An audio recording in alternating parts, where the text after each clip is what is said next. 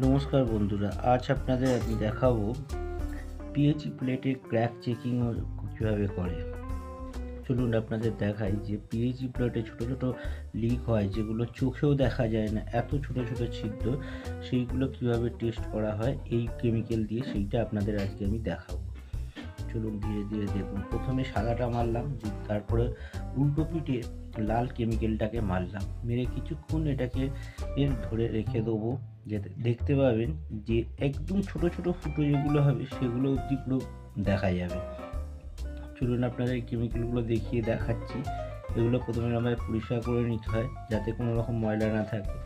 ভালো করে পরিষ্কার হওয়ার পর প্লেটে দুটো এই কেমিক্যালগুলো মেরে কিছুক্ষণ এইভাবে রেখে দিই। দেওয়ার পর খুব ছোট্ট ছোট যে ছিদ্রগুলো আপনাদের চোখে পড়বে না, সেই সব ছিদ্রগুলো বা ফুটোগুলো আপনি দেখতে পাবেন। দেখুন কত ছোট ছোট ফুটো, এই যে দেখুন লাল দাগটা এসছে না,